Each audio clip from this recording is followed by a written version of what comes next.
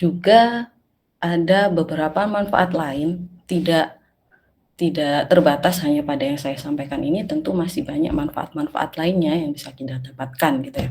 Karena SDLC ini provide sebuah framework atau pendekatan yang terstruktur dan terorganisasi untuk nge-manage sebuah proses development software, di mana melalui SDLC ini kita bisa to ensure atau memastikan gitu ya, bahwa setiap langkah yang kita ambil itu sudah sesuai gitu. Sesuai dan kita bisa membuat final product yang terukur, yang sesuai dengan kebutuhan, sesuai dengan goal di awal gitu ya. Nah, yang pertama nih, misalkan nih, ensure that the software is of high quality. Maksudnya di sini memastikan bahwa lewat SDLC ini kita bisa memastikan gitu bahwa software kita itu punya kualitas yang baik gitu. Gimana? Kok bisa sih? Kok bisa kita mengukur bahwa software kita itu punya kualitas yang baik. Nah, karena di SDLC ini nanti seperti tadi kan di pengertian awal tuh ada design planning, ada testing dan seterusnya. Artinya di SDLC ini kan ada proses testing dan quality assurance gitu ya. Di mana lewat fase tersebut kita itu bisa memastikan bahwa produk kita itu free dari bug dan memungkinkan dan memenuhi kebutuhan yang sudah ditentukan bersama dengan klien.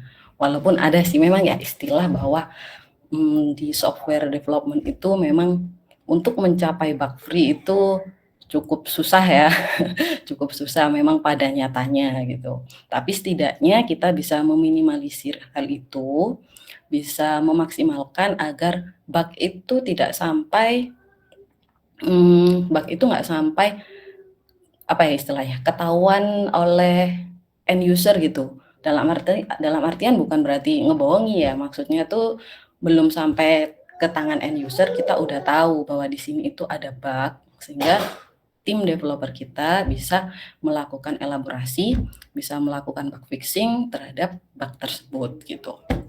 Selanjutnya ada manage risks and cost. Nah, di sini karena kita di situ ada planning, requirement analysis dan proses-proses berikutnya, kita bisa mengetahui resiko-resiko yang akan terjadi pada awal pembuatan proses development itu sendiri, dan kita juga bisa nge-reduce cost karena kita tahu resikonya kalau kita ambil langkah kayak gini nih dalam penyelesaiannya, resikonya apa? Misalkan nih, contohnya nih misal kita mau ada klien nih mau bikin software gitu ya.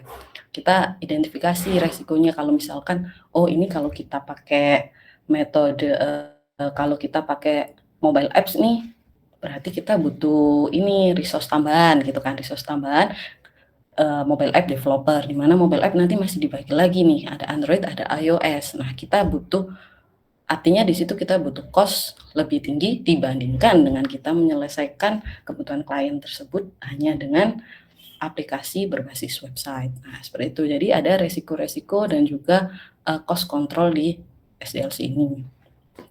Setelah itu kita juga lewat SDLC ini kita juga bisa ini ketika kita masuk memenuhi langkah-langkah SDLC ini, kita juga bisa improve, meningkatkan komunikasi dan kolaborasi antara kita dengan tim kita sendiri dan juga tim internal kita dengan eksternal. Eksternal di sini dalam artian adalah stakeholder dari stakeholder dari project atau dari software app yang akan kita buat. Dalam artian di sini adalah dari sisi klien gitu ya. Nah, kemudian selanjutnya adalah improve efficiency and productivity. Jadi kita bisa meningkatkan efisiensi dan produktivitas ini karena SDLC ini membantu kita untuk mengorganisasikan, untuk mengoptimisasikan resource-resource yang kita punya dan membuat streamline proses development itu sendiri, yang tentunya ketika semuanya udah streamline itu kita bisa improve dari efisiensi dan produktivitas dari proses itu sendiri ya. Jadi dari segi results dan juga dari segi cost itu kita bisa lebih mengefisiensikan dan lebih produktif, artinya karena kita punya kerangka kerja, punya framework nih gitu kan. Jadi kita nggak kerja asal-asalan, hari ini aku mau bikin menu ini, maksudnya menu aplikasi nih misalnya ya, menu admin, besok front end, balik lagi admin. Nah, seperti itu kan tentunya kurang efisiensi ya, kurang tidak melakukan sesuatu dengan benar gitu ya. Sehingga efektivitasnya pun akan terpengaruhi dan produktivitas juga pastinya akan lebih menurun gitu. Kemudian meningkatkan kesuksesan proyek dari proyek itu sendiri ya, meningkatkan kesuksesan dari proyek itu dengan kita mengikuti SDLC prosesnya. Kita bisa dengan bisa dengan mudah, lebih besar dalam meningkatkan chance atau kesempatan bahwa proyek itu bakalan sukses dibandingkan fail gitu ya. Karena proses guide dari SDLC itu sudah jelas dan sistematik gitu. Sehingga kita bisa mencapai goal itu secara sistematis dengan efficient way gitu. Nah, jadi overall SDLC ini adalah sebuah tools yang cukup bernilai ya dalam sebuah pengorganisasian, dalam sebuah proses software development. Nah, jadi SDLC ini akan membantu kita untuk memastikan bahwa final product kita itu berkualitas, memenuhi requirement atau kebutuhan dari klien kita dan bisa di handover, di deliver on time dengan budget yang sudah disepakati bersama seperti itu. Oke, nah ini industri standar yang sempat saya sebutkan tadi ya, ada ISO 12207 dan IEEE 1074. Oke. Di mana fase-fase yang akan saya sampaikan materi ini juga tentunya mengacu pada standar tersebut. Ya, fase dari software development life cycle itu bagaimana gitu. Jadi ada di sini kalau saya sampaikan ada 7 ya, ada planning, ada requirement gathering and analysis, design, development, testing, deployment, and maintenance. Nah, tapi ketika nanti teman-teman mungkin cari resource lain, istilahnya mungkin akan ada yang berbeda-beda, ada mungkin cuma 6 gitu, ada yang 5, tapi secara konsep intinya sama. Kenapa kok bisa nih ada yang cuma 6 itu ada juga yang planning langkah 1 dan langkah 2 itu dijadikan satu langkah, planning and requirement analysis gitu ada. Ada juga yang deployment sama maintenance itu dijadiin satu, ada juga. Nah, seperti itu. Jadi terlepas di luar sana nanti banyak istilah lain dengan jumlah yang berbeda, pada intinya adalah sama kan. Karena semuanya juga mengacu pada standar internasional tadi gitu kan.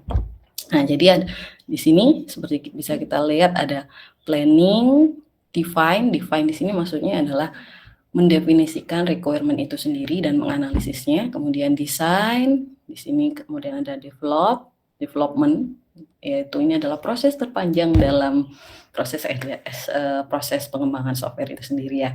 Kemudian ada testing, deployment, atau rilis ya, deployment itu bisa bilang aplikasi udah rilis gitu. Nah, kemudian after rilis tentunya kita perlu memaintenance. Itu secara singkat seperti itu. Nah, selanjutnya kita akan mendalami dari proses-proses tersebut ya, dari proses-proses tersebut. Nah, yang pertama ada planning. Planning ini merupakan sebuah proses awal di mana perencanaan dari sebuah proyek itu dilakukan. Jadi di sini para stakeholder dari proyek, yang artinya stakeholder di sini bisa dari pihak klien yang tentunya di situ ada decision maker-nya siapa gitu kan, ada decision maker di situ, penanggung jawab dari proyek itu siapa, terus main person yang bakalan operate aplikasi itu siapa gitu, ada perwakilan dari masing-masing part itu gitu. Kemudian dari sisi kita yang software developer, tentunya ada software sistem analis, ada project manager gitu ya. Di mana itu para stakeholder ini di sini akan berkumpul untuk saling berkomunikasi, berdiskusi untuk mendefinisikan scope dari project itu, tujuan project ini itu kita itu mau bikin project apa. Anggaplah kita mau, kan ini software development ya, anggaplah kita mau bikin aplikasi apa gitu ya. Aplikasi apa, tujuan dari aplikasi ini itu untuk solve problem apa, atau untuk improve sistem yang ada, atau untuk membuat sebuah inovasi baru gitu. Kita harus tahu tentang poin-poin itu, sehingga kita bisa membuat sebuah project plan yang di situ including budgetnya seperti apa, kemudian timeline atau schedule-nya, jadwalnya, berapa lama project itu bisa diselesaikan, dan requirement yang diperlukan. Dalam artian requirement di sini masuk ke tahap selanjutnya, yaitu lebih ke detail aplikasi itu bisa mempunyai fitur seperti apa. Kemudian secara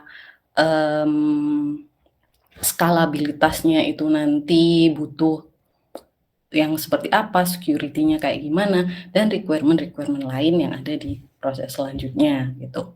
Jadi pasti ada proses planning ini gitu. Terlepas nanti ada planning dan requirement jadi satu, it's okay gitu ya. Nah, dari proses planning itu memang proses planning dan requirement gathering and analysis ini memang saling terkait gitu. Ketika kita planning itu secara umum gitu ya, secara umum setting scope dan goal gitu, dan beberapa hal lain tadi. Nah, lebih detailnya itu adalah di requirement gathering and analysis. Jadi kita mengumpulkan gathering information ya, di sini mengumpulkan informasi dari stakeholder tentang kebutuhan dari software itu sendiri, seperti customer kita, dalam artian pemilik, siapa sih yang pesen aplikasi ini gitu kan ibaratnya, end user-nya atau siapa yang bakalan pakai aplikasi yang akan kita buat ini, dan bisnis analis dari sisi kliennya gitu. Agar kita tahu, karena kita ketika bikin project nih ya, di studi kasus pada kenyataannya ya, ketika kita punya, misalkan nih ada contoh kasus nih, kita ada pesanan untuk bikin aplikasi HR management gitu ya. HR management di mana di situ tentunya kompleks ya, mulai dari presensi karyawan, ada juga budgeting payroll ya, terus data karyawan itu sendiri yang tentunya berhubungan dengan beberapa proses administrasi lain seperti perizinan, kemudian seperti peminjaman administrasi lain, dan lain sebagainya, di mana HR itu cukup kompleks ya. Nah, bisa jadi nih ketika kita tahu bisnis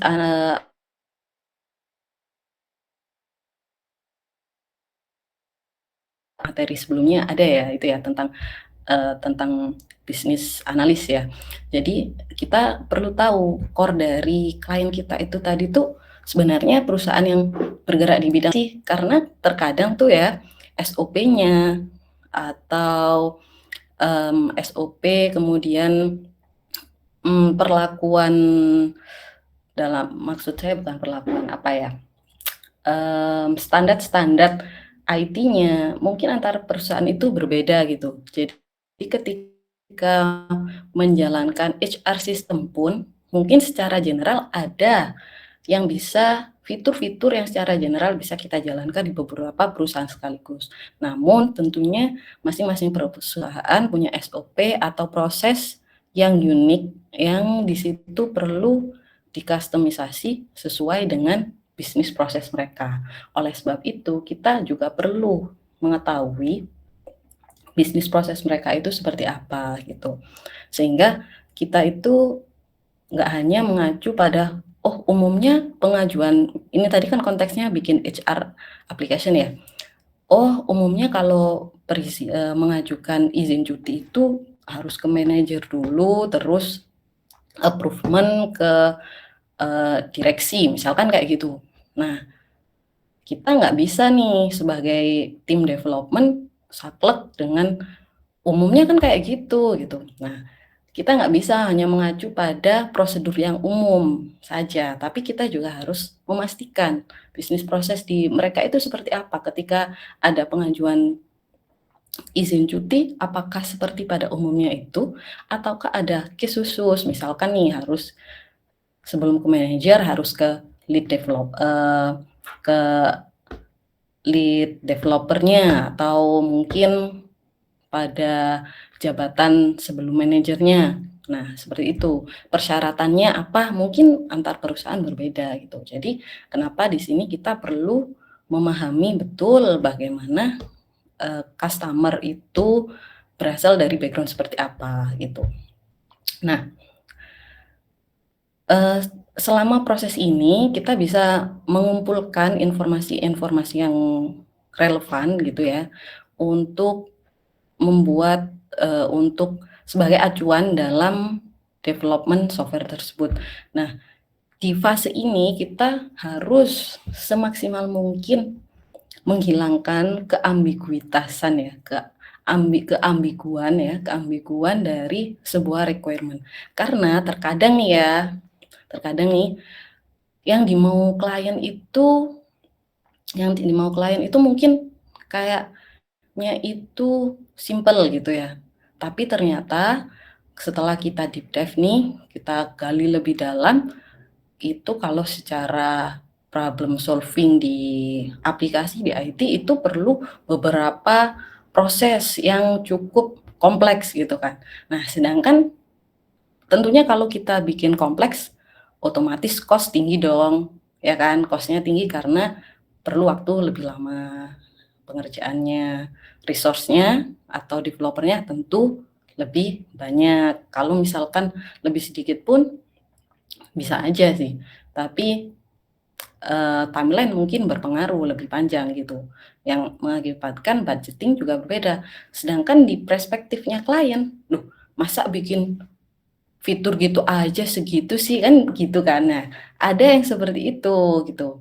Maka dari itu, hal yang ambigu yang eee, perspektif berbeda ini harus kita satukan, kita perjelas bahwa dengan kebutuhan Anda yang demikian, maka kita perlu melakukan hal A, B, C, D, dan seterusnya. Sehingga requirement antara atau perspektif antara klien itu tadi dan tim developer kita atau tim development ini bisa selaras, sehingga nggak ada itu istilahnya nanti itu kayak lempar gitu aja masa lama sih bikinnya. Nah, karena itu cukup sering terjadi ya teman-teman ya, ketika kita di industri dan kita menemui klien yang mungkin saja basicnya tidak terlalu aware terhadap aplikasi atau teknologi IT gitu ya, terhadap IT, teknologi aplikasi-aplikasi gitu. Itu sangat memungkinkan akan ditemui seperti itu, teman-teman ya. Jadi ketika nanti mungkin teman-teman mau freelancing pembuatan aplikasi gitu, di mana teman-teman mungkin masih kerja sendirian, nggak ada project manager yang bantu, nggak ada sistem analis yang bantu, yang artinya benar-benar teman-teman itu full stack lah, dari hulu ke hilir dikerjain sendiri gitu kan ya. Nah, itu harus benar-benar requirement-nya, karena jangan sampai ketika kita udah selesai, kita nggak terlalu memperhatikan planning dan analisis requirement ini, akhirnya kita ini tidak memenuhi ekspektasi dan kebutuhan dari klien. Akhirnya apa? Kita revisi terus gitu, nggak selesai-selesai nih project, nggak cair-cair nih uangnya gitu kan. Nah, seperti itu untuk requirement gathering and analysis. Nah, di sini ada perform by senior member. Nah, jadi nggak hanya, mmm, nggak hanya, klien top manager aja, tapi juga mungkin di bawahnya level top senior member itu yang mungkin adalah penanggung jawab yang akan menjalankan aplikasi itu. Karena gini contohnya gini, ada tadi kayak HR ya, yang pesen ke teman-teman itu adalah seorang head of department gitu ya, misalkan head of department dari HR sebuah perusahaan A gitu. Nah, tapi yang akan mengontrol jalannya aplikasi ini tentunya bukan head of the department dong. Pekerjaan orangnya kan lebih ke administratif. Yang mengontrol mungkin ada bawahnya yang bertanggung jawab terhadap jalannya aplikasi tersebut. Nah, saat requirement gathering tersebut, kita perlu bertemu dengan orang yang bertanggung jawab tersebut. Karena head of department belum tentu tahu benar-benar masalah yang terjadi di lapangan itu seperti apa. Dalam artian misalkan ketika ada pengajuan cuti, yang pertama ditemuin kan mungkin ini ya, bawaan dari head of department tadi gitu kan, yang tahu bagaimana special case yang terjadi di lapangan. Jadi kita perlu memastikan bahwa yang kita ajak diskusi saat planning dan requirement itu adalah orang yang tepat gitu. Kita harus tahu siapa decision maker di sini, siapa penanggung jawab aplikasi di sini, kita harus tahu gitu.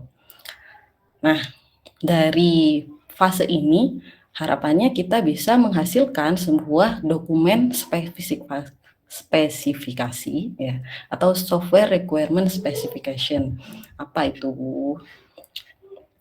Jadi SRS atau biasanya kita kalau singkatnya itu dokumen, nggak singkatnya sih, mungkin istilah lain dokumen spesifikasi itu, dokumen spesifikasi itu.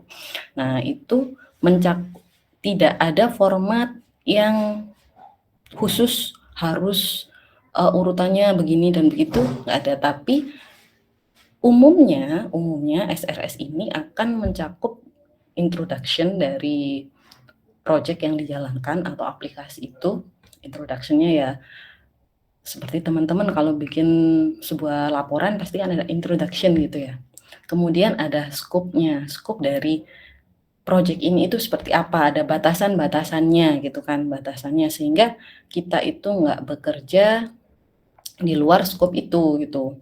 Karena tentunya itu akan berpengaruh pada cost yang kita keluarkan gitu ya.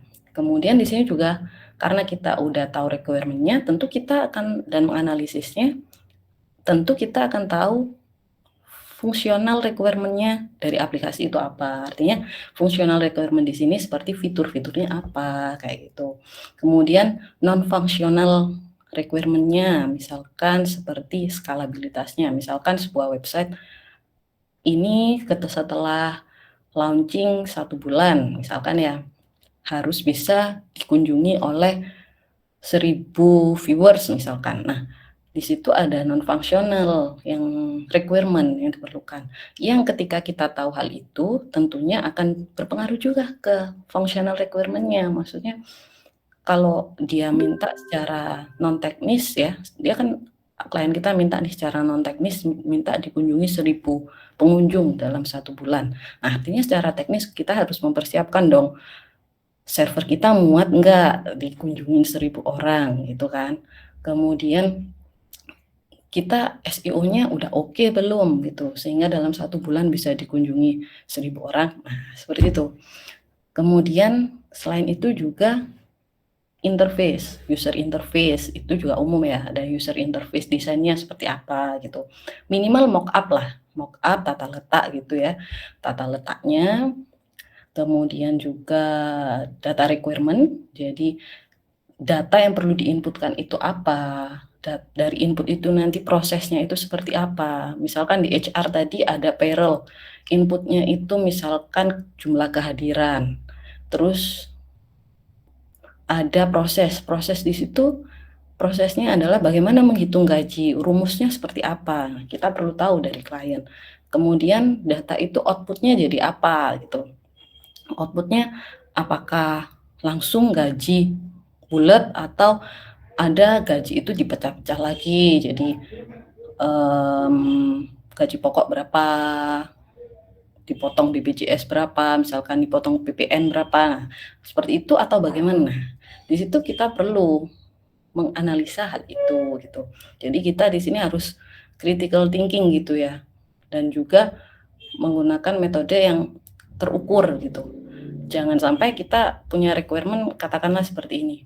User bisa mengakses dengan mudah aplikasi ketika login, misalkan gitu nih requirement. Nah, di situ ada kata-kata mudah. Mudah itu ukurannya apa? Jadi harus lebih terukur. Misalkan user bisa login menggunakan aplikasi dengan email dan password, bisa menggunakan login dengan NIK dan password gitu kan. Jadi mudah itu ada ukurannya, nggak hanya mudah. Nah, kita kan setiap orang punya kapasitas sendiri-sendiri, ada yang menganggap itu mudah, ada yang menganggap itu sulit gitu kan. Selanjutnya juga di sini kita juga bisa menentukan dari requirement tersebut, kita kan bisa nentuin nih mockupnya seperti apa, desainnya seperti apa. Nah, terus dari desain, development-nya gimana, testingnya kayak gimana, use case skenario-nya. Nah, proses-proses seperti itu. Jadi di sini benar-benar harus dipahami secara menyeluruh, diketahui oleh developer juga, direview juga oleh customer untuk referensi di kedepannya. Jadi ketika kita udah punya hasil analisis kita, ini kita tuangkan dalam sebuah dokumen, kita pastikan bahwa di tim developer kita oke, kita kasihkan dulu kita juga perlu kasih lihat ke klien kita. Sama-sama sepakati bahwa ini adalah dokumen acuannya gitu. Sehingga nggak ada itu nanti ya ada aja sih revisi, penambahan fitur itu sangat memungkinkan, tapi setidaknya kita punya dokumen acuan ketika revisi itu terlalu melenceng dari acuannya. Karena tentunya kalau kita revisi minor, ada revisi itu kan ada revisi minor, ada revisi mayor gitu ya. Kita kan bisa menentukan di awal, sehingga maksudnya menentukan di awal adalah menentukan di awal ketika revisi minor itu perjanjiannya seperti apa, ketika revisi mayor seperti apa. Misalkan kalau revisi minor dalam kurun waktu tertentu, oke lah kita kasih free. Kalau revisi mayor ada budgetnya sesuai dengan tingkat kesulitannya. Nah, tingkat kesulitannya itu seperti apa, revisi minornya itu dalam cakupannya seperti apa. Misalkan revisi minor adalah revisi yang tidak berhubungan dengan perubahan database, misalkan kayak gitu. Nah, di dokumen ini kita tuangkan hal-hal seperti itu, sehingga meminimalisir miskomunikasi antara kita dan klien kita gitu. Oke, cukup panjang ya. Selanjutnya adalah setelah analisis lanjut ke desain. Ketika kita udah planning, analisis, tadi udah selesai, analisis, requirement-nya seperti ini, jadi kita kan bisa menentukan desain dari sistem itu sendiri. Desain di sini bisa mencakup UI, UX design, kemudian bisa juga use case design, use case skenario-nya, database desainnya. Makanya di sini ada create software design based on SRS. Jadi desain ini mengacu pada SRS tadi atau dokumen yang teman-teman bikin, catatan-catatan dari requirement yang analisis yang sudah dilakukan di fase sebelumnya. Jadi overall dari arsitektur dari softwarenya itu seperti apa, atau tech stack ya istilahnya, itu bisa tech stack. Jadi kayak nanti pakai database apa, pakai bahasa pemrograman apa, data structure-nya itu kayak gimana, user interface-nya seperti apa gitu. Nah, biasanya proses buat desain itu ada kita mulai dari low level design kemudian ke high level design. Tapi tidak terlepas dari itu ya, teman-teman. Tidak terbatas pada hal itu. Low level design di sini mendefinisikan fitur-fitur dari sebuah produk. Sedangkan kalau high level itu tidak hanya fitur aja, tapi arsitektur dari software, dari produk itu juga didefinisikan. Sehingga di desain ini, kumpulan-kumpulan dari desain-desain itu tadi kita jadikan satu menjadi sebuah dokumen desain dokumen specification atau DDS, atau biasanya kita sebut itu biasanya spesifikasi dokumen spesifikasi desain. Nah, spesifikasi desain biasanya singkatnya kita nyebutnya kalau lagi ini pengajuan proposal. Jadi ketika teman-teman udah meeting nih sama klien, teman-teman akan propose untuk proyek tersebut. Di proposal itu bisa mencantumkan dari hasil teman-teman requirement analysis tadi dan juga desain, fase desain ini. Tapi memang proposal itu formatnya nggak ada ketentuan pasti ya. Jadi boleh teman-teman itu bikin proposal project itu yang lengkap, yang ada desain piece-nya kayak gini, yang mungkin itu teknis sekali. Bisa juga as simple as you can ya. Jadi cukup fiturnya itu apa, jadi cukup low level design aja, fiturnya itu apa, terus butuh waktu berapa, cost-nya berapa, seperti itu aja juga udah cukup. Jadi kita kondisional, tergantung klien kita itu kayak gimana ya. Kita kan harus seperti yang di awal tadi, kita harus tahu background-nya kliennya seperti apa. Kalau kliennya itu benar-benar orang yang ngerti IT, akan lebih bagus jika kita bisa mencantumkan hasil dari high level design kita gitu. Seperti itu, teman-teman.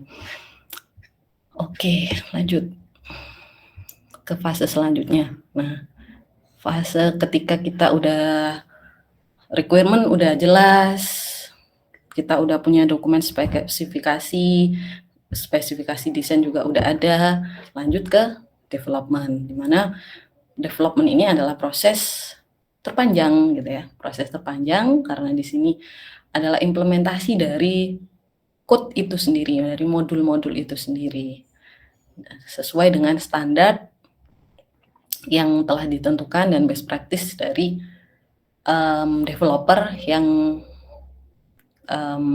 terhubung dalam perusahaan tersebut. Artinya setiap developer tentunya punya best practice sendiri, gitu kan, punya style sendiri, namun tentunya hal itu tidak terlepas dari standar code yang ada. Artinya misalkan bikin variabel itu ya yang jelas-lah setidaknya, misalkan variabel yang yang berisi tentang nama user, setidaknya bikinlah nama variabel itu name underscore user atau name gitu ya, nggak var x gitu kan, kita maintenance-nya juga susah. Artinya coding standar itu contohnya seperti itu.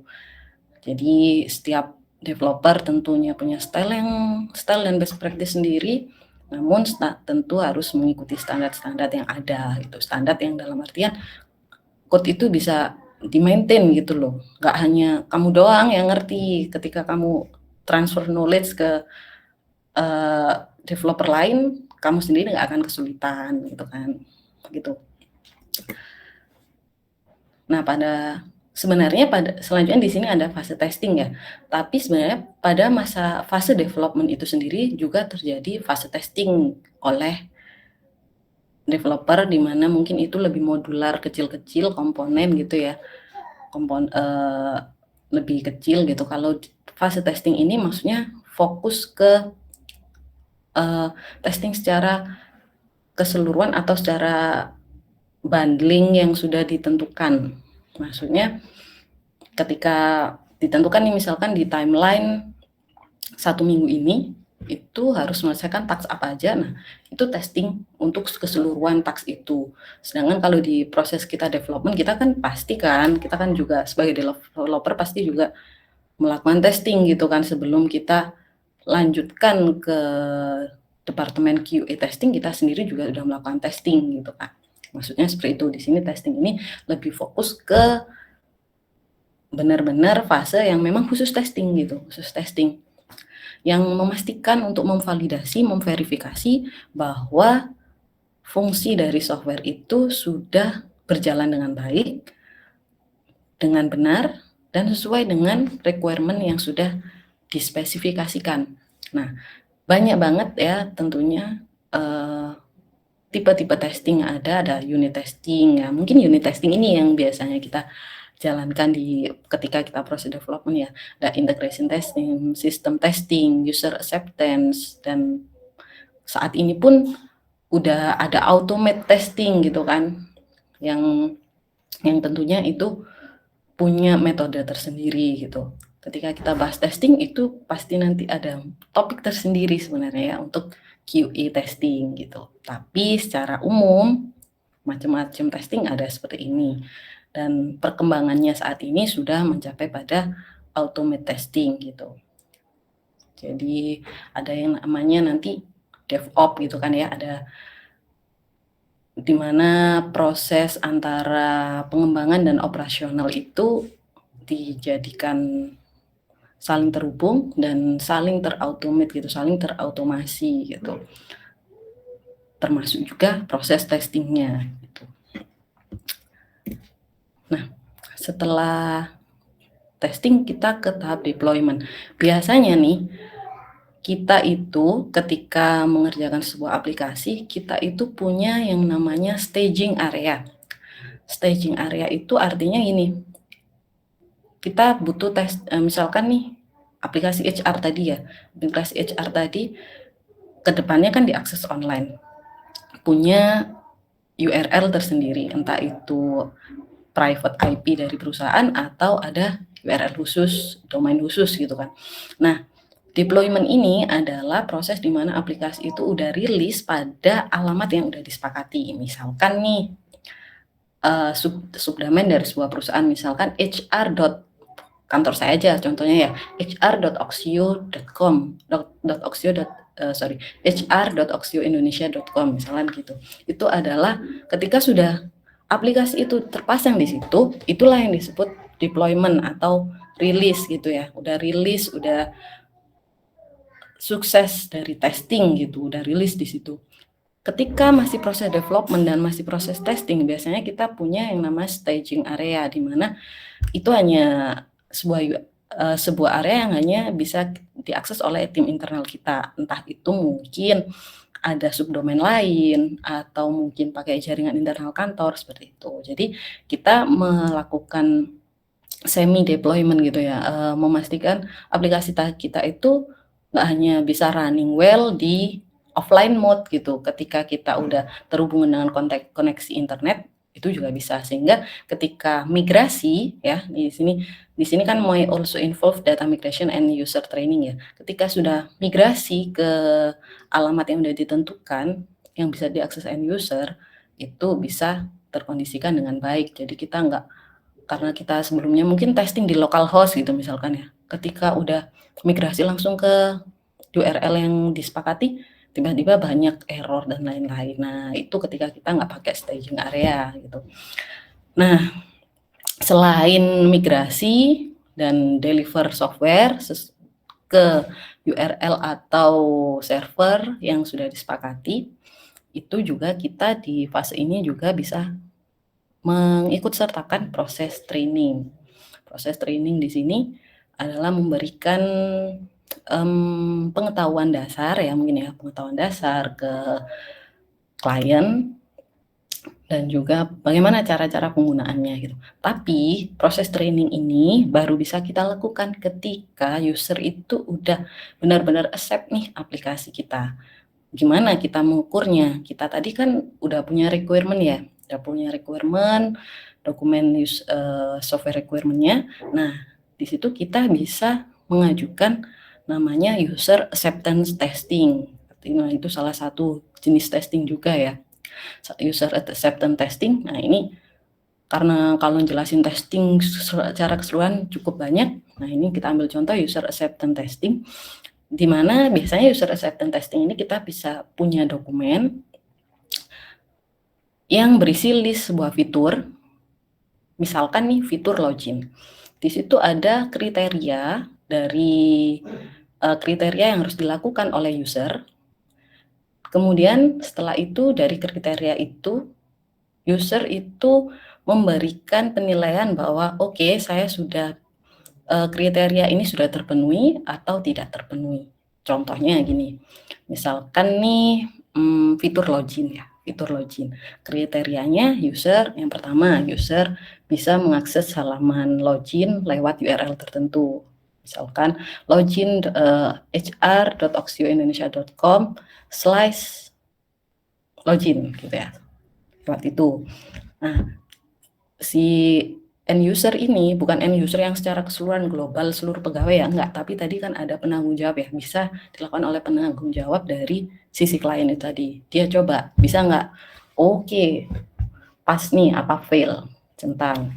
Kemudian skenario selanjutnya atau kriteria selanjutnya, user bisa melakukan login menggunakan NIK dan password atau email dan password misalkan gitu. Ah, pas atau fail nih gitu. Nah, seperti itu. Jadi klien kita juga harus mencoba terlebih dahulu gitu ya, mencoba terlebih dahulu dalam kurun waktu tertentu dengan skenario yang sudah kita bikin secara spesifik. Jadi nggak asal nyoba-nyoba aja gitu. Jadi ada skenarionya lewat user acceptance testing ini. Nah, gitu. Nanti tentunya nanti mungkin coba saya kasih, tadi kan saya sharing ya tentang user acceptance testing, contohnya kayak gimana. Mungkin tadi ada juga proposal dan lain-lain, dokumen apa aja tadi yang saya sebutkan.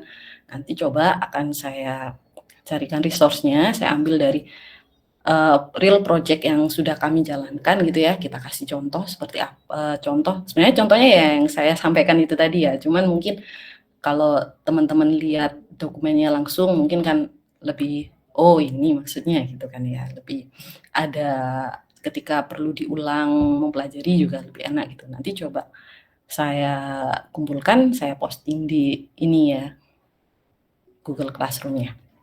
Oke, next.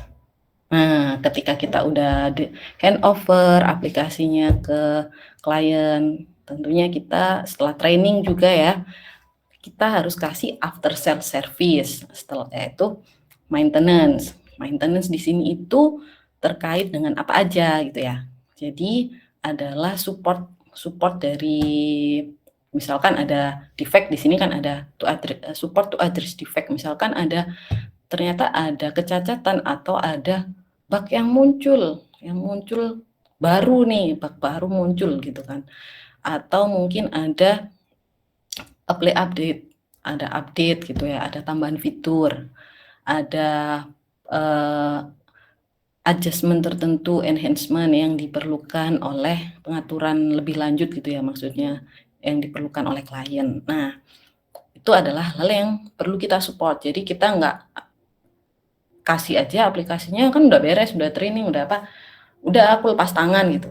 Nah, itu tidak seperti itu ya. Jadi kita harus kasih, ibaratnya tuh garansi lah ya, garansi. Jadi kita kasih maintenance dengan kurun waktu yang disepakati. Kalau ada tambahan update itu disepakatinya harus benar-benar di awal disepakati kontrak kerja kita dengan klien. Kalau ada update itu harus nambah kos berapa. Kalau ada error itu apa yang harus dilakukan. Kalau human error dari klien itu seperti apa penanganannya. Tapi kalau ternyata ada error baru yang muncul di aplikasi karena suatu kondisi tertentu yang ada mungkin requirement yang masih ada sela-sela yang tidak terpenuhi, itu sangat mungkin ya, itu sangat mungkin. Se-perfect apapun kita merencanakan, masih ada kemungkinan, tidak menutup kemungkinan ya, maksud saya tidak menutup kemungkinan akan ada bug yang muncul gitu ya. Tapi ingat itu tadi yang kita bahas di awal bahwa tujuannya kita paham step-stepnya ini biar meminimalisir hal itu. Jadi nggak sampai lah nanti ke depan ada bug yang muncul. Karena ketika kita testing kita pasti akan ada critical thinking kayak gini. Oh, ini aku testing berhasil. Kalau misalkan user itu melakukan hal ini nanti gimana ya? Maksudnya kita itu akan ada skenario error-error yang bisa terjadi dari human error atau dari proses yang error gitu. Nah, itu akan ada di testing ya. Makanya diminimalisir, bisa meminimalisir dari error yang muncul ketika udah rilis gitu. Apply updates, ya itu tadi, dan dengan kesepakatan tambahan biaya, tambahan waktu, itu yang sebentar, seperti apa tambahan waktunya gitu ya.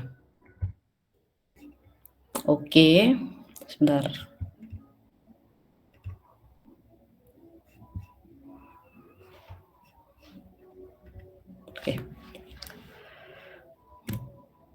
Oke, sebelum masuk ke topik selanjutnya nih, itu tadi kan kita udah bahas detail dari masing-masing proses nih. Oke, aku stop sharing dulu.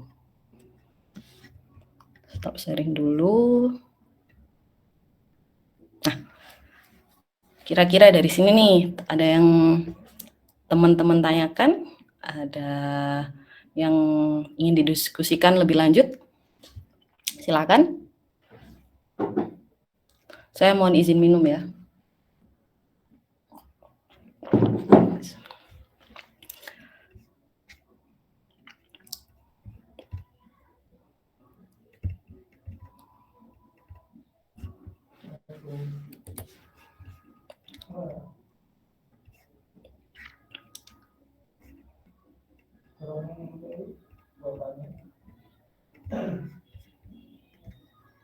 Bagaimana? Ada yang ingin bertanya?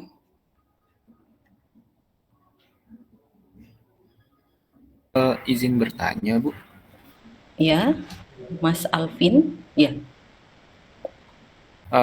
Ibu kan tadi sempat ngebahas di bagian fase kedua, requirement gathering dan analisis, di mana kita bisa aja nih ketemu sama yang mesen apa ya istilahnya, Klien ya. yang mesen ya ketemu klien yang istilahnya gaptek gitu.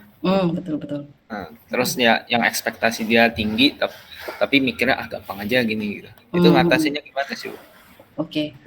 Biasanya sih kita biasanya ya yang kita lakukan ketika menemui klien yang seperti ini, kita ini nggak langsung ngejudge, "Oh, nggak gitu, Bu, prosesnya." Nggak langsung gitu ya. Kita tentunya dengan pendekatan yang baik gitu ya, yang baik, yang dimana kita kita low profile dulu, baik yang Ibu maksud itu kita pahami dulu, sebenarnya yang di pikiran beliau itu seperti apa gitu kan, seperti apa.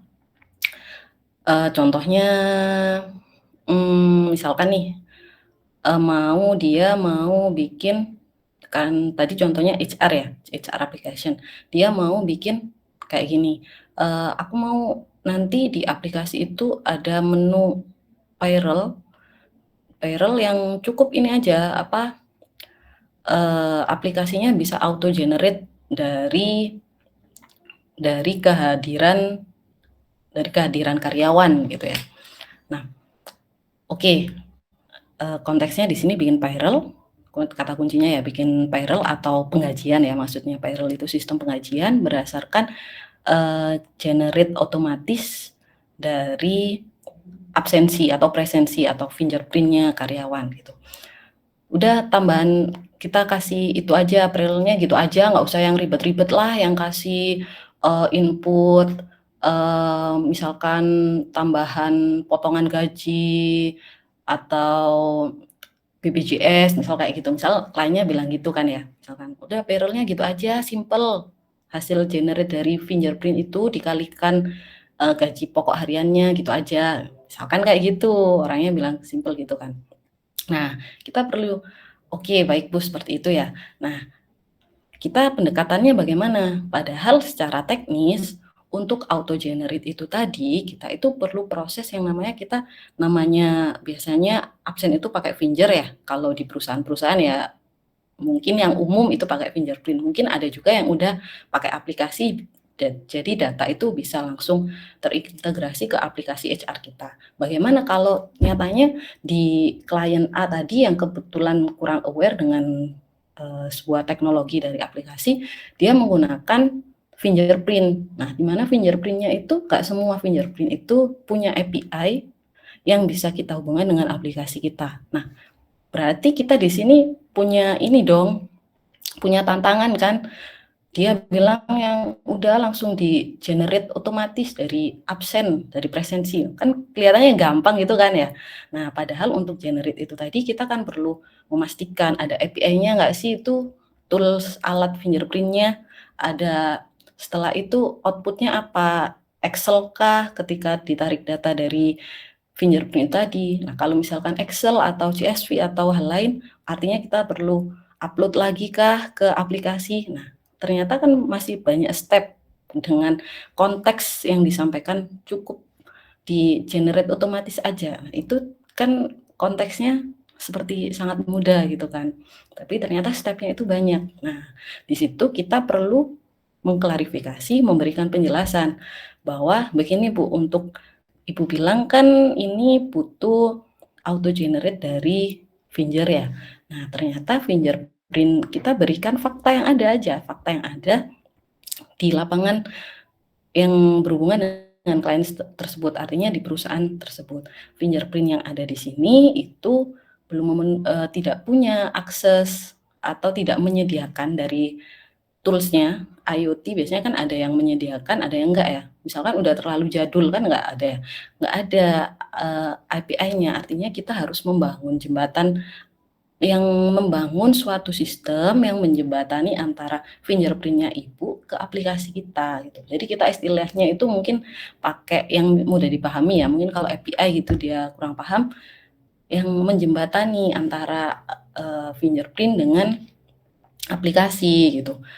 Sehingga di situ kita butuh proses lagi Bu, butuh proses tambahan, butuh fitur tambahan untuk menjalankan itu gitu.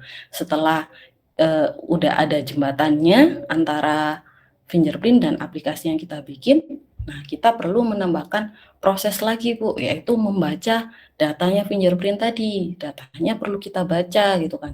Nah, fingerprint-nya Ibu itu ternyata menyediakan datanya itu dalam bentuk Excel atau CSV misalkan, di mana datanya itu cuma nama aja, cuma nama, misalkan cuma menyediakan nama dari karyawan, NIK-nya nggak ter-record misalkan kayak gitu ya. Nah, sedangkan nama dari karyawan itu nggak unik Bu, kita perlu menambahkan NIK, perlu melakukan proses-proses tersebut gitu. Nah, setelah itu kita jelasin lagi, setelah proses tersebut kita butuh menambahkan fitur untuk menghitung dari dia masuk dan tidak masuknya dikalikan dengan rumus penggajian yang sudah Ibu berikan. Jadi proses otomatis generate yang Ibu sampaikan tadi, tahapannya adalah sepanjang itu Bu, gitu ya. Jadi itu adalah contoh.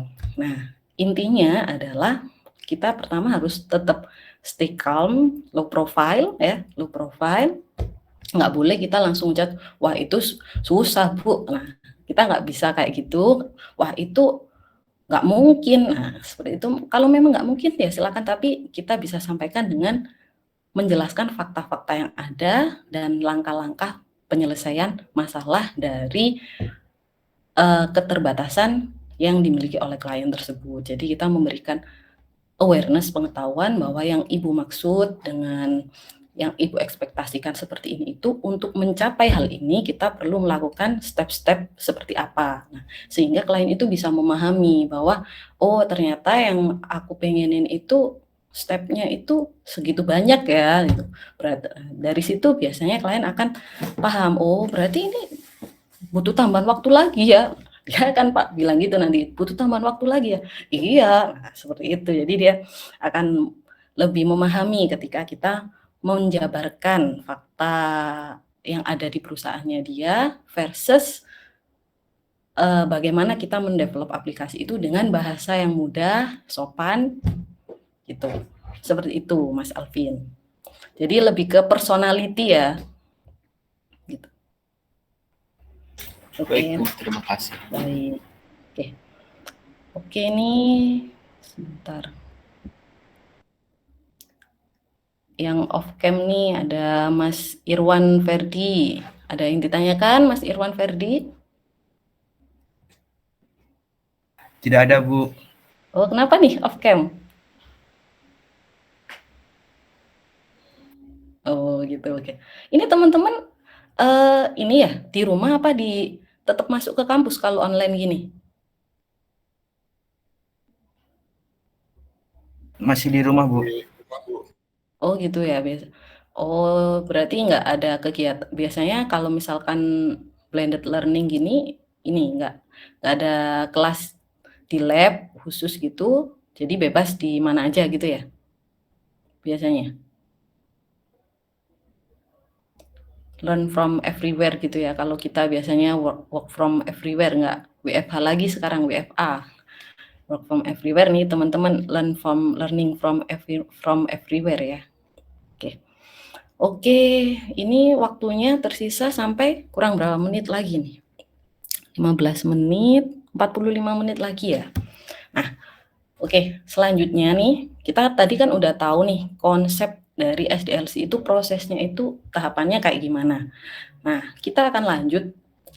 Ketika kita udah paham konsep tersebut, sebenarnya penerapannya itu ketika di project management itu seperti apa sih? Apakah ada metode tertentu untuk menerapkan proses tersebut tadi, ataukah ya udah gitu aja pokoknya pokoknya prosesnya kayak gitu dilakuin aja gitu. Nah, seperti apa? Nah, kita akan lanjut ke topik tersebut, yaitu tentang kok ke close ya, sebentar ya. Tentang ini metodologi atau model yang digunakan untuk menjalankan pendekatan SDLC tadi.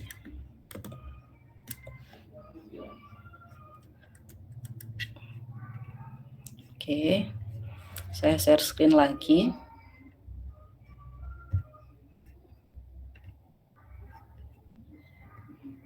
Oh ya, mohon maaf ini untuk ketua tingkatnya ini nanti kan tadi katanya Pak Mugi ini cuma bisa 1 jam ya.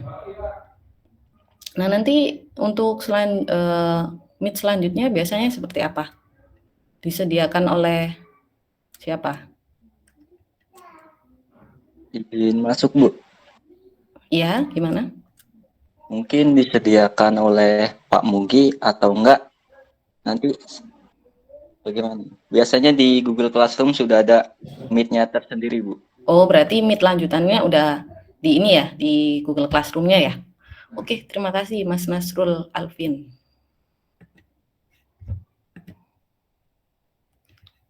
Kok nggak muncul ya ini PPT saya ya di share screen-nya?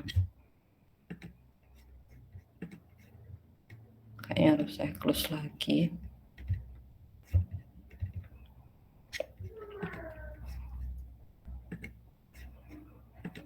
Oke. Ini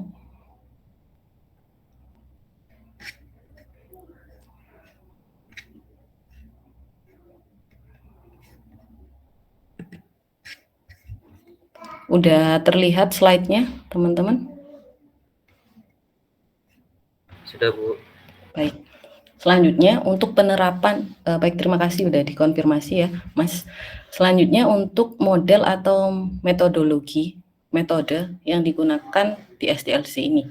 Jadi sebenarnya untuk nge-manage sebuah software development, kita perlu metodologi atau model dari SDLC itu sendiri. Dimana udah banyak ya metode yang udah ada gitu. Dimana secara core konsep itu kita perlu memahami waterfall model, spiral model, V model, dan iteratif model. Itu sebenarnya udah cukup lama sekali mulai dari SDLC ini dikenalkan kayaknya ya. Itu udah tahun SDLC sendiri dikenalkan itu standarnya itu dikenalkan sekitar 1900-an. Nah, jadi metodologi yang berkembang pun itu dari awal udah ada beberapa seperti waterfall model, spiral model, V model, dan iteratif model. Nah, agile model ini termasuk baru, dan baru di sini kalau IT itu ya nggak yang ini ya udah beberapa tahun belakangan maksud saya, tapi setidaknya itu lebih baru dibandingkan waterfall dan kawan-kawannya itu tadi, dan cukup common umum ya digunakan saat ini agile model ini. Nah, di sini tidak akan terlalu panjang karena konsepnya yang udah cukup panjang tadi, konsepnya di situ tinggal bagaimana menjalankan konsep itu tadi, urutan itu tadi seperti apa menjalankannya. Yang pertama kita coba di waterfall model. Nah, jadi waterfall model ini dari proses SDLC tadi itu kita buat waterfall itu kan air terjun ya, dari atas ke bawah ini. Kalau kita lihat di sini ada grafiknya, di sini ada ilustrasinya, di mana waterfall model ini juga dikenal sebagai first model ya, model pertama yang digunakan di SDLC ini. Juga biasa dikenal ini linear sequential model gitu. Jadi di model ini setiap fase ini kan ada beberapa fase ya, ada feasibility study, software planning and requirement analysis, detail design, coding, system integration, implementation, maintenance. Sebenarnya itu tadi ya yang kita bahas itu tadi.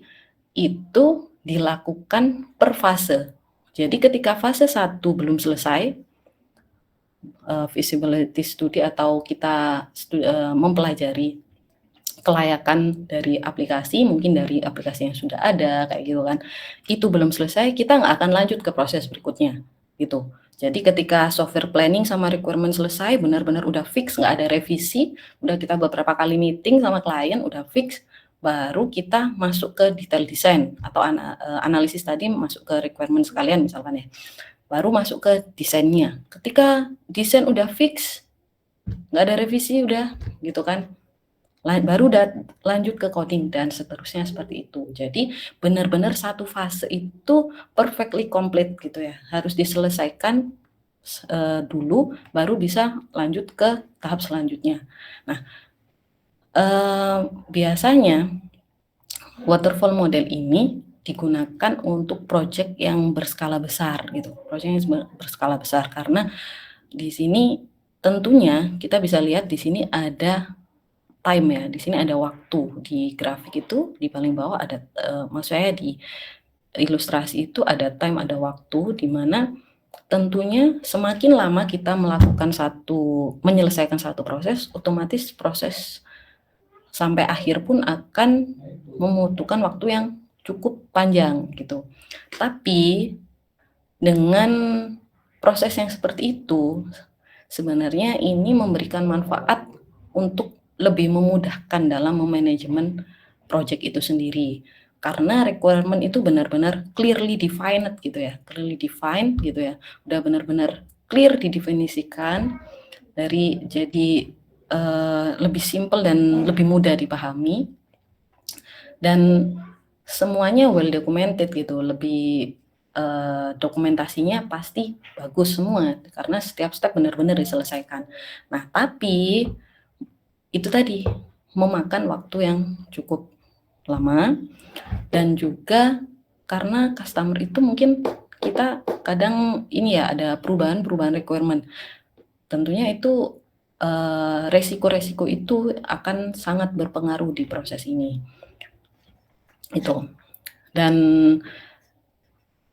setiap fase di sini tidak bisa berjalan secara beriringan. Maksudnya ketika misalkan nih software requirement analisisnya udah ada, tapi masih belum difiksasi atau belum difinalisasi dengan klien. Nah, sebenarnya kalau di metode lain itu kita bisa nih tim desain sambil merancang dari requirement yang ada. Jadi nanti bisa ketika ada revisi ya bisa sambil direvisi, ketika udah fix udah oke, clear, kita bisa jalan bersamaan. Tapi ketika suatu organisasi IT, software developer menerapkan waterfall model ini, maka tidak seperti itu jalannya.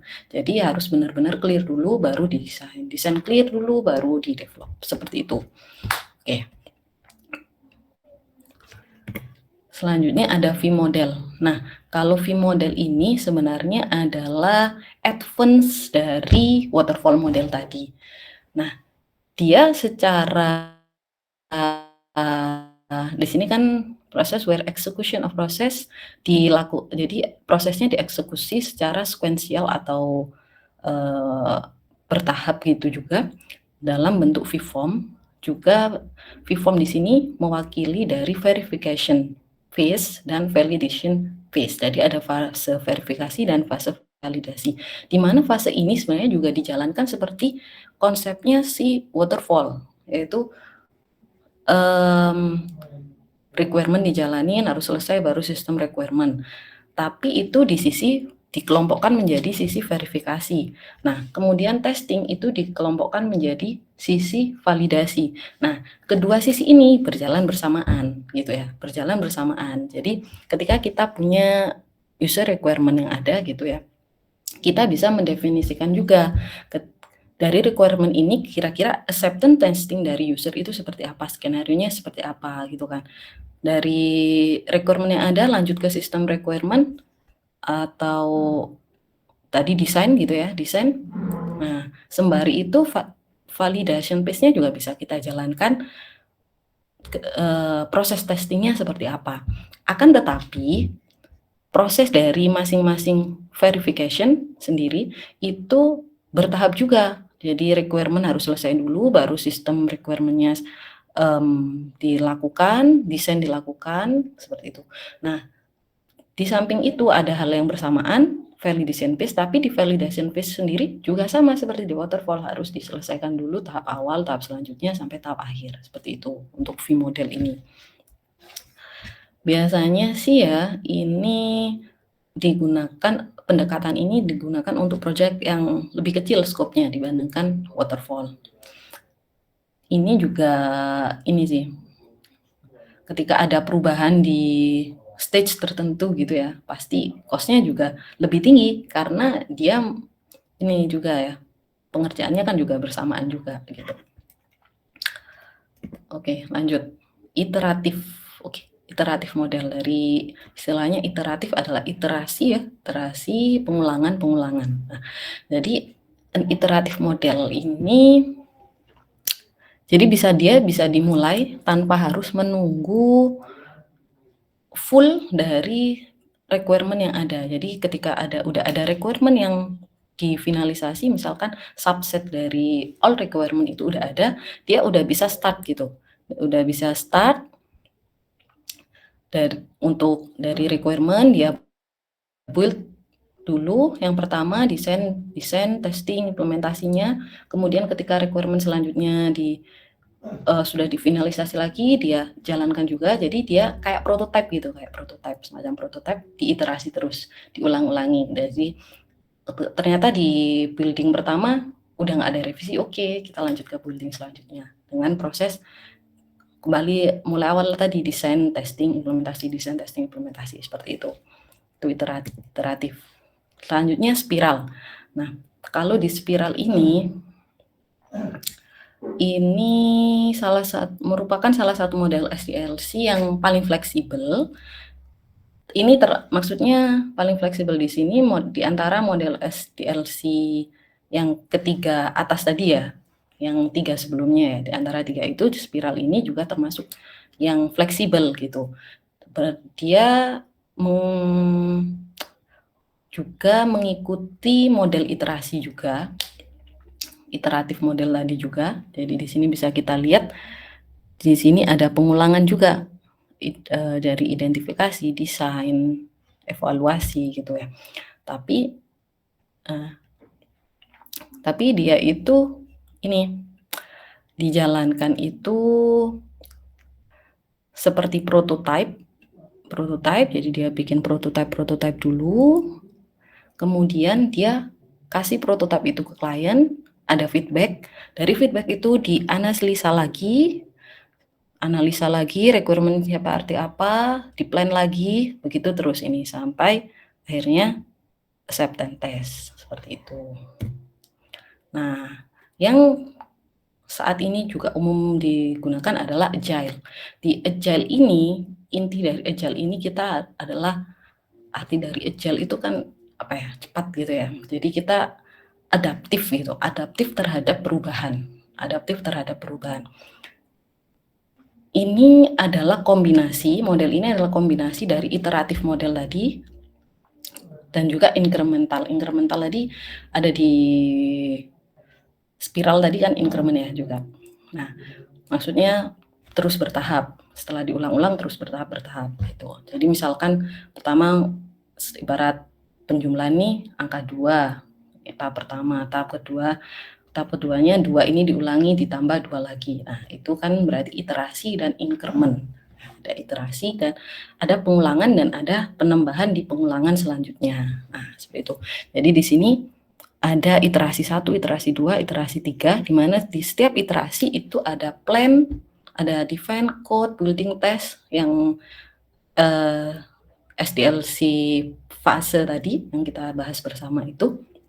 Biasanya ketika kita membahas tentang agile model, kita perlu memahami beberapa metode, submetode lagi, yaitu ada metode Kanban dan metode Scrum. Nah, nanti biasanya yang umum cukup familiar itu adalah metode Scrum.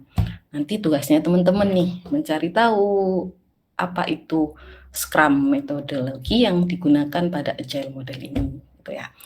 Nah, biasanya di agile di sini iterasi 1, setiap iterasi itu biasanya kalau menggunakan yang namanya Scrum metodologi itu menggunakan istilah yang namanya sprint.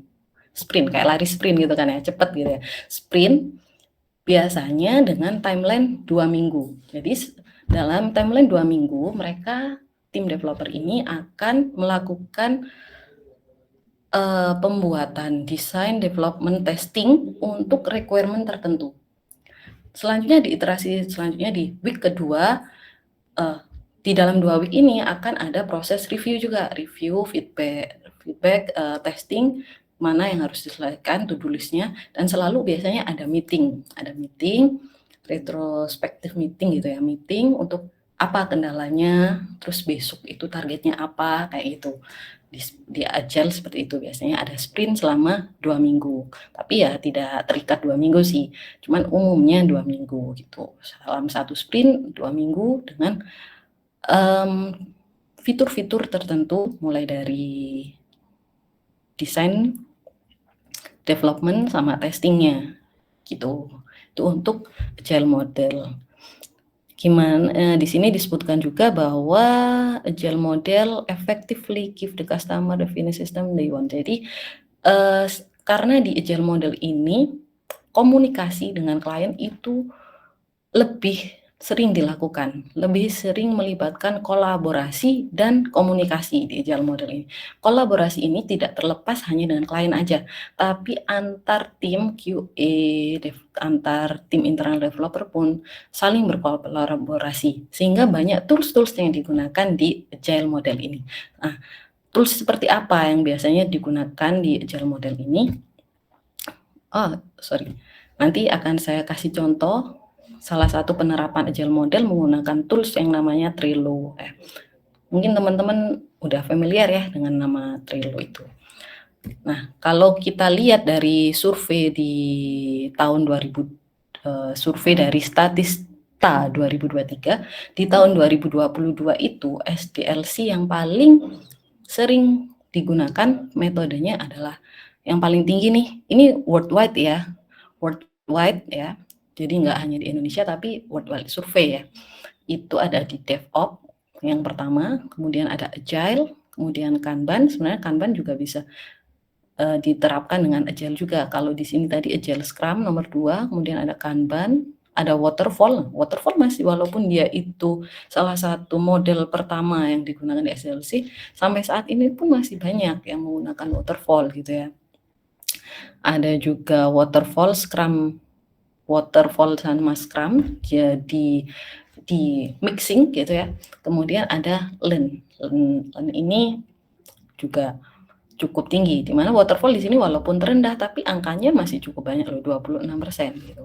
Nah, tadi kita sudah memahami konsep-konsep SDLC secara core konsepnya itu seperti apa, sehingga ketika teman-teman mempelajari Agile itu seperti apa, Kanban seperti apa, Waterfall seperti apa, it's okay gitu, karena teman-teman udah punya core konsepnya. Tinggal kalau di Waterfall aku jalanin 7 konsep tadi itu benar-benar harus selesai satu-satu. Kalau di Agile itu aku ini bisa aku iterasi bersamaan dengan proses yang lain, aku bisa lakukan dan diiterasi berulang. Jadi konsep intinya adalah yang 7 awal tadi kita bahas, sedangkan metode-metode ini adalah bagaimana kita menerapkan 7 konsep itu tadi secara teknis penggunaannya, seperti itu. Oke. Kalau kita tadi sebenarnya udah cukup deep dive ya di SDLC phase-nya. Nah, gimana sih sebenarnya kita untuk memulai sebuah project itu tadi? Ini secara nggak langsung sebenarnya di slide-slide selanjutnya ini sudah saya sampaikan di proses tadi yang SDLC saya sharing-sharing tadi ya. Nah, biasanya itu, ada ini, kita harus memahami biasanya itu paling sering itu masalahnya adalah poor requirement. Requirement kita itu kurang jelas gitu ya, kurang lengkap, kurang terukur gitu. Contohnya yang kayak tadi, user bisa melakukan login dengan mudah. Tadi kan saya sebutkan gitu, mudah itu apa ukurannya, kayak gitu kan ya, poor requirement. Oh, ada lagi kan tadi ya, unrealistic schedule.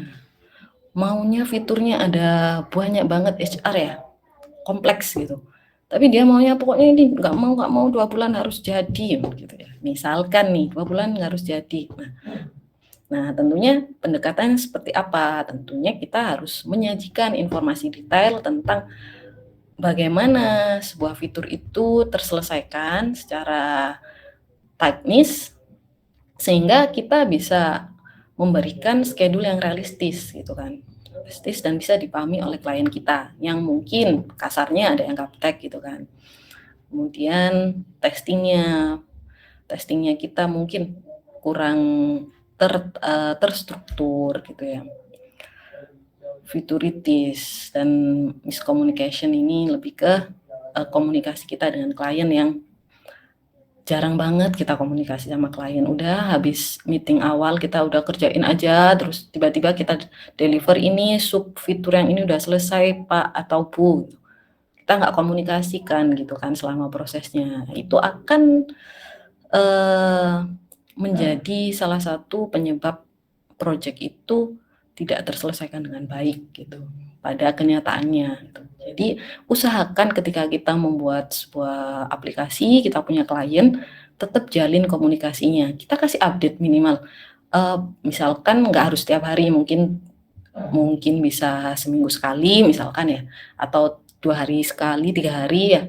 Kita bisa sepakati lah dengan kliennya, kira-kira mengganggu nggak kalau jadwalnya segini untuk mengabari Ibu atau weekly meeting tentang progres kita dan kita kasih lihat progresnya seperti apa sehingga di situ ketika ada enhancement kita nggak kelabakan di belakang gitu. Jadi communication itu perlu.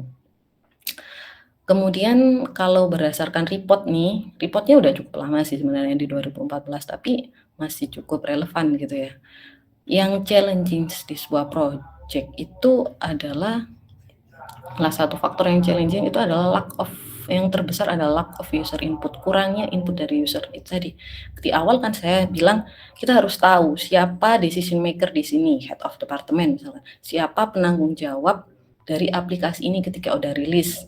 Oh si Mbak itu, gitu misalkan misalkan general affair atau apa gitu ya, misalkan ada jabatan tertentu gitu.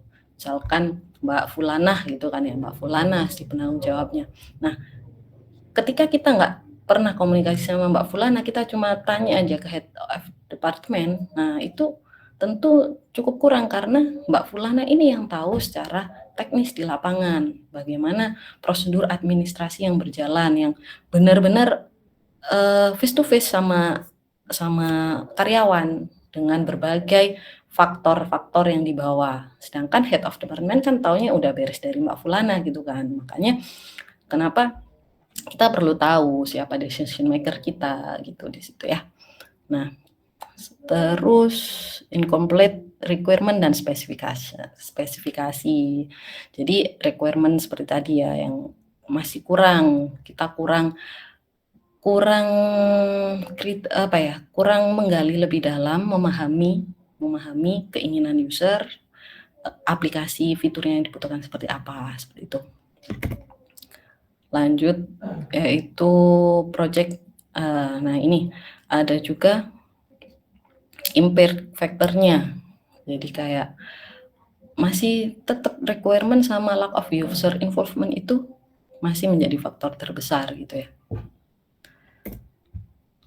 Nah, ketika faktor yang bisa beberapa faktor yang bisa bikin project sukses itu yang paling besar adalah keterlibatan dari user kita. Karena secanggih apapun kita ngoding nih, di sini ada nggak sih kompeten staff ya, nomor 7 tuh, 7,2%. Sekeren apapun, sehebat apapun skill coding kita, ketika kita nggak terlibat dengan user, nggak tahu requirement kemauannya seperti apa, bisa jadi kan revisi di akhir begitu melonjak gitu. Tapi ketika secara incremental kita kasih lihat weekly progress ke user, kita diskusi dengan dia gitu, itu akan lebih mudah tercapai goal akhirnya gitu. Nah, itu tadi adalah informasi tambahan gitu ya tentang apa yang perlu kita antisipasi, perlu kita siapkan. Selanjutnya masuk ke ke planning ya, tapi jangan lupa untuk berdoa. Gitu maksudnya. Kenapa planning itu penting? Karena yang bilang nih Brian Tracy. Siapa Brian Tracy? Silahkan dicari ya. Oke, Brian Tracy itu dia bilang kalau kita planning, udahlah kita hemat waktu planning 10 menit. Sebenarnya itu akan menghemat energi kita ke depannya gitu. Kita bisa gain sampai 1000% energi kita gitu di kedepannya. Makanya jangan skip planning gitu ya. Nah, udahlah langsung eksekusi aja, nggak ngoding, segera selesai gitu kan. Tanpa planning itu di belakangnya yang bakalan capek gitu ya. Planning seperti tadi. Nah, itu kita harus tahu stakeholdernya. Siapa sih yang bikin decision maker ini? Siapa yang bekerja di projectnya saat ini, yang bertanggung jawab itu siapa? Terus siapa yang akan menggunakan aplikasi kita? Gitu kan, aplikasi kita backgroundnya seperti apa? Misalkan kalau HR itu yang menggunakan mulai dari Pak Satpam, ada Pak Tukang Kebun, ada Pak driver, kemudian masuk ke production, ada para pegawai yang ada di lini produksi, kemudian masuk ke office, ada Pak akuntan, ada Bapak, macam-macam sekali. Jadi kita harus tahu hal itu, siapa yang akan menggunakan aplikasi ini, sehingga bagaimana tingkat kemudahan UI UX yang harus kita bikin gitu. Nah, requirement gathering analysis tadi ya. Jadi sebenarnya untuk mendefinisikan requirement gathering sama analisis ini yang gimana biar kita itu bisa mencapai tujuan dari project, kita harus menentukan requirement itu dengan baik, dengan lebih terukur.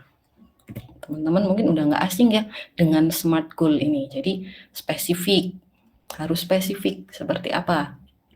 Misalkan seorang klien ingin membuat sebuah aplikasi transaksi gitu. Nah, itu harus spesifik. Aplikasi transaksi keuangannya seperti apa? Pakai uang tunai kah? Pakai sekarang cryptocurrency kah? Currency-nya pakai rupiah, pakai dolar kah? Nah, itu harus spesifik menggunakan apa? Itu harus spesifik. Kemudian measurable, terukur. Contohnya tadi sebuah websitenya harus bisa diakses oleh 1000 pengunjung dalam waktu 1 bulan. Nah, jadi ada ukurannya 1 bulan. 1 bulan adalah ukurannya. Jadi nggak hanya bilang gini requirement-nya, website bisa diakses oleh 1000 orang. Nah, kita nggak tahu, kita cuma mengukur orangnya, tapi ini waktunya kapan gitu kan.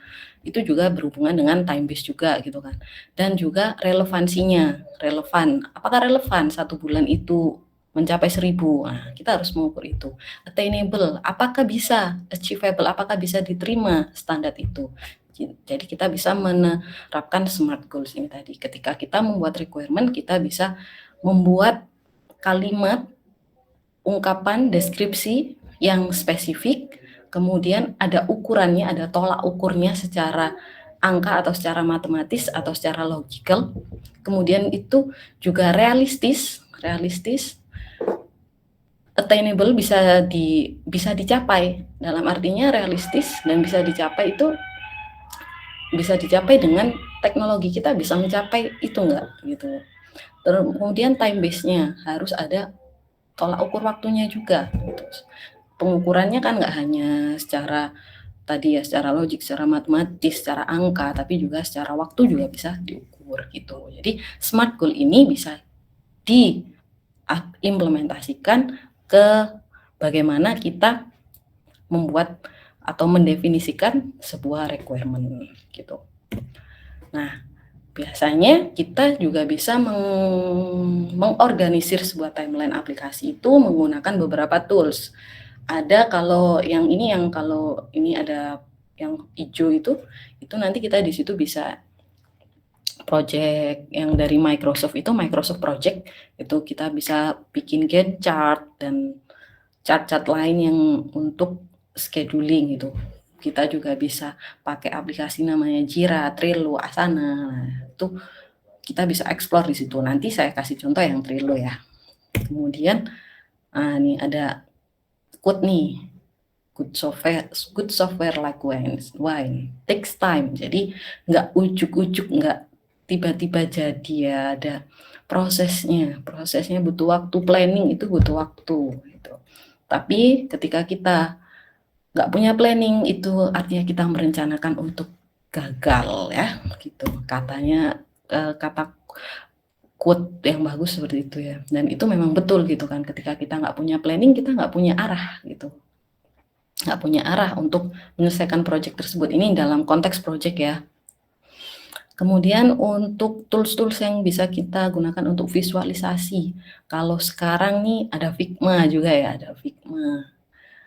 Nah, terus ada Lucid Chart, itu kita bisa untuk kolaborasi bikin desain sistem kayak use case, database, UML, ada Sybase itu juga bisa pakai bikin UML, tapi kalau mau kolaborasi secara online itu bisa pakai Lucid Chart juga. Tapi kalau sekarang juga ada Figma gitu ya. Tapi Figma sekarang udah mulai berbayar ya kayaknya. Nggak tahu ya yang free masih tercover nggak? Oke. Kalau nah nih ada quote lagi nih. Programmer yang kurang baik, saya nggak nyebut buruk deh, yang kurang baik itu dia akan khawatir hanya tentang masalah codingnya aja, masalah code-nya. Dia nggak peduli tentang struktur data dan relasinya. Karena cukup beberapa kali saya menjumpai ya, ada aplikasi yang udah running nih, terus saya mau melanjutkan aplikasinya misalkan ya, untuk improvement atau untuk pembaruan yang masih terhubung dengan aplikasi tersebut. Ada tuh yang memang secara database-nya pakai database relasional gitu ya, seperti MySQL contohnya. Jadi pakai SQL, bukan NoSQL ya. Dia pakai SQL seperti MySQL contohnya, paling common lah. Tapi dia nggak pakai ini, nggak ada relasi, nggak ada primary key. Oh, primary key ada sih. Maksudnya nggak ada relasi antar tabel, itu tidak direlasikan gitu ya. Dia pakai relasi, pakai code di back end-nya gitu. Jadi secara struktur di database itu tidak ternormalisasi seperti itu. Dan itu nanti efeknya ketika data semakin banyak, ada redundansi gitu, pusing nanti ya. Nah, dan selanjutnya ketika coding, atau proses development di mana waktu terpanjang, coding ya di sini, itu di sini kita bisa setup environment dev-nya. Jadi kita bisa misalkan kita setup Git repository, bisa GitLab, GitHub, di mana kita bisa saling berkolaborasi dengan tim developer yang lain, dan kita bisa tracking update dari developer itu sendiri gitu kan. Dan juga sekarang juga udah ada DevOps tadi ya, dimana semakin terautomasi gitu ya antara proses development, proses testing, dan proses operasional lainnya. Nah, selanjutnya testing, jangan lupa untuk selalu melakukan testing ya. Testing dengan macam-macam testing ya, macam-macam testingnya, kita bisa memilih testing yang sesuai dengan project yang sedang kita ambil gitu. Dan jangan lupa untuk selalu mendokumentasikan semuanya ya. Nah, di mana komunikasi ini biasanya kita bisa ini, kalau kita lihat di situ ada survei, itu kalau biasanya komunikasi sama klien itu paling banyak pakai email ya. Yang pakai project management tools itu cukup kecil, tapi untuk lingkup internal kita perlu menggunakan project management tool seperti ini, ada Confluence, ada juga tadi Trello, Asana, Jira, Slack. Itu mungkin juga ada biasanya ketika perusahaan itu punya SOP bahwa pekerjaan hal pribadi mereka menggunakan Slack ini untuk komunikasi pekerjaan. Untuk WhatsApp itu khusus untuk hal-hal non pekerjaan. Misalkan seperti itu ada juga. Tapi ya Slack ini ada yang free, ada premium ya, ada free, ada premium juga. Atlassian HiveChat, Basecamp juga ada. Jadi macam-macam ya untuk dokumentasi dan komunikasi. Kalau dari kami sendiri yang kita gunakan ada Slack juga, Confluence saya juga pernah menggunakan waktu masih kerja. Basecamp, sempat ketika front end itu jadi pakai Basecamp, kemudian Google Docs sampai sekarang juga masih pakai itu. Kalau Atlassian HiveChat saya memang belum pernah pakai. Oke. Dan itu adalah best practice, dan juga deep dive kita tentang SDLC. Terima kasih. Oke, saya end show dulu. Nah, selanjutnya saya akan kasih lihat tadi ya, contoh penggunaan Trello nih. Trello saya tadi udah login sih, mana ya? Kurang sedikit ya waktunya. Saya coba dulu, saya login dulu ke Trello.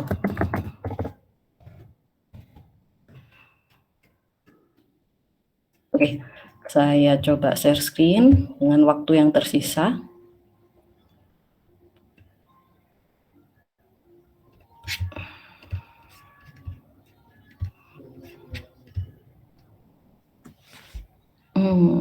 Oke. Saya share screen. Apakah apakah sudah ini tampil? Saya coba di sini Oxio ya, punya Oxio sendirilah. Nah, ini saya coba contoh kasih aplikasi HR. Nah, ini adalah contoh Trello. Boleh konfirmasi teman-teman, ini sudah tampilkah Google Chrome saya? Sudah. Oh, baik. Oke, jadi ini contoh ya. Contohnya di sini ada di tim saya ini kebetulan menggunakan Agile dan Scrum ya. Scrum, Agile metodologi dengan Scrum method. Di mana kita di sini memisahkan beberapa requirement itu menjadi di sini misalkan kita bikin card gitu ya. Di sini ada fitur master divisi. Deskripsinya itu seperti apa gitu kan. Kemudian checklist task-nya harus bisa melakukan apa. Nah, ada komen-komen juga di sini nanti. Nah, kemudian backlog harus ada to-do. Nah, to-do ini biasanya yang kita lakukan yang sprint tadi, yang 2 minggu. Dalam 2 minggu itu, apa yang harus kita lakukan? Kita tinggal pindahin aja di sini. Jadi project di sini kan ada timnya ya di sini. Nah, project manager kita tahu, oh si A ini mau ngelakuin ini. Terus yang lagi in progress apa gitu. Misalkan hari ini aku lagi ngerjain export file nih. Nah, apa yang harus diselesaikan gitu. Nah, misalkan ini ada setelah progress selesai kita pindahkan ke testing. Di sini akan dilakukan proses testingnya gitu. Hasil testingnya seperti apa? Apakah ada lolos atau tidak gitu kan. Ketika testing itu nggak lolos, dia akan masuk review. Di review ini ada deskripsinya, kenapa dia kok review, kenapa gitu, apa yang harus ditambahkan, apa yang terjadi error gitu. Ada bukti errornya apa gitu. Misalkan seperti itu. Kemudian ini urutannya, nah seperti itu. Ketika hasilnya selesai, kita bisa pindahkan ke card yang namanya Ini namanya itu ya ke ini bagian yang done ini seperti itu. Itu salah satu contoh penggunaan Trello. Jadi di sini kita bisa saling berkolaborasi dengan project manager dan juga di sini project manager, lead developer kita, dan seluruh tim internal yang ada di sini bisa mengetahuinya. Ada contoh lagi ini. Nah, ini contoh udah selesai semua. Misalkan nih. Nah, hampir sama sih sebenarnya. Jadi requirement yang ada itu dituangkan dalam sebuah card di sini. Nah, requirement pertama itu apa, judulnya apa gitu.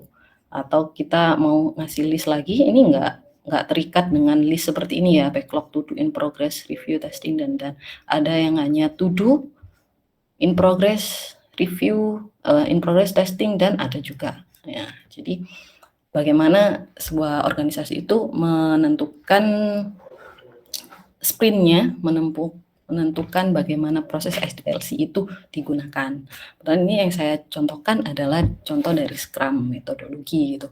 Di sini kita harus adaptif, jadi bisa jadi udah di in progress ternyata udah masuk in progress ternyata ada perubahan, maka bisa balik lagi dia ke backlog. Nah, dia jadi tahu si programmernya kenapa balik backlog. Oh, ternyata ada komen tambahan. Oh, ada enhancement di requirement ini. Seperti itu, teman-teman.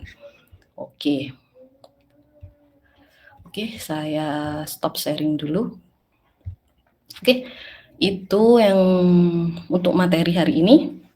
Untuk sharing seperti dokumen user acceptance testing, proposal, project akan saya share.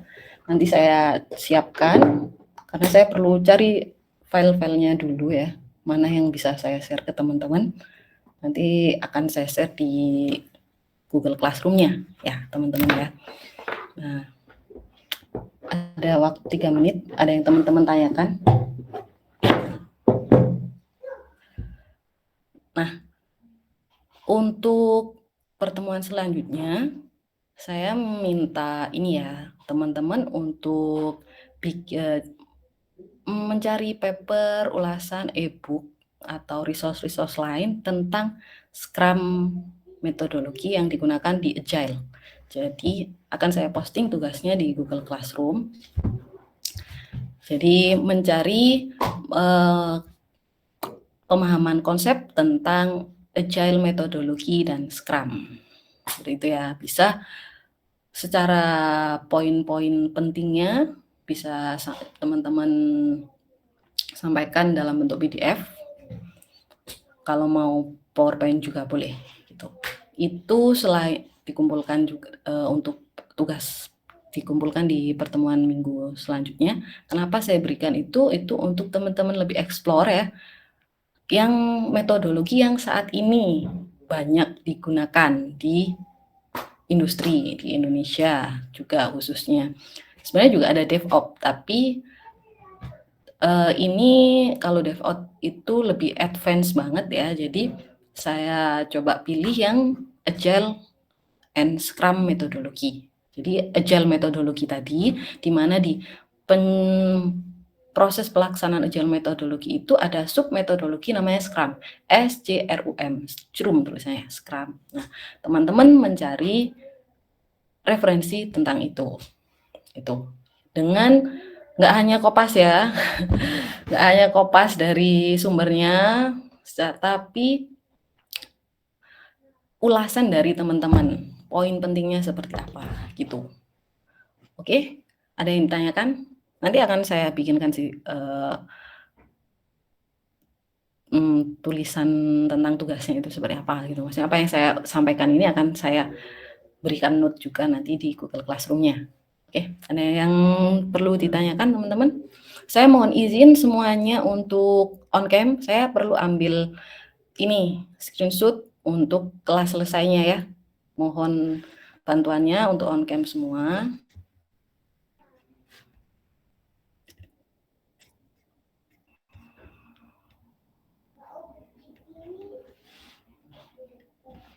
Oke, saya ambil ya.